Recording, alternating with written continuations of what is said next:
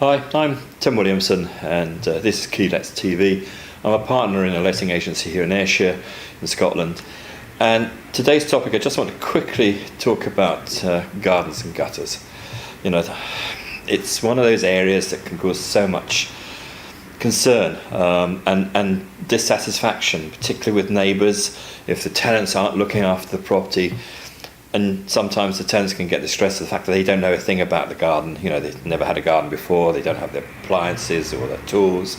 You know, and there's a whole rake of reasons why they can't get things done. Now, your lease that should have something in it requiring the tenants to have a responsibility, but sometimes you have to take the practical view and accept the fact that the tenants, you know, are incapable of looking after the gardens. I'm afraid some people are, in which case there has to be some other arrangement. You know, we can organise gardeners, for example, or if you're managing it yourself, if you're able to pop round and cut the hedge, or you know, if there's particular plants and things that you want to maintain, then you know, make an arrangement with the tenant to do that.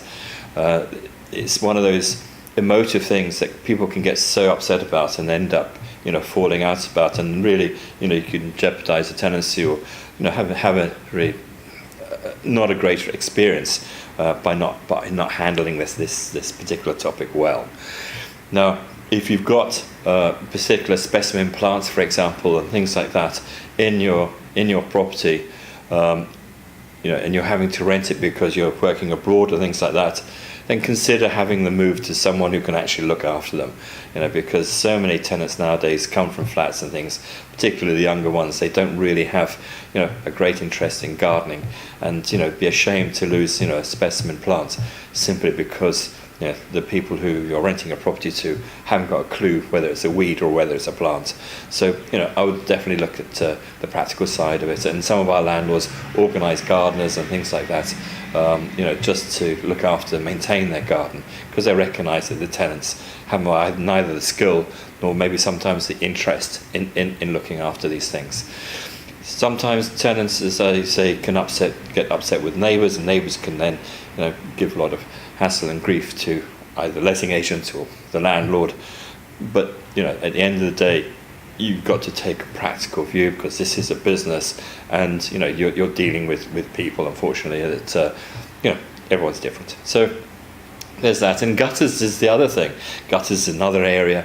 You know, landlords can say, right, okay, so the gutters is the responsibility of the tenants, they should be clearing it. In truth, you know, the reality is that the landlord needs to maintain the gutters, and it means then that we organise gutter cleaning and things like that, because if you don't get the gutters cleared, then the water can backflow. You could end up with you know, water coming into your property along the eave line, the eaves of the, you know, whatever it is along the side of the gutter. It can cause dampness. So getting your gutters regularly cleaned, you know, organising it if it's a shared flat with other owners, it means that you avoid problems. Don't expect tenants to do it, because at the end of the day, they don't. So those are the sort of two areas of contention outside the house that are worth addressing, and working with a tenant or finding a solution rather than lose a tenancy. Because if you lose one tenancy, you may well have the problem in the next one, and the next one, it just becomes an absolute drag. Just get it sorted. Okay, cheers then. Bye for now.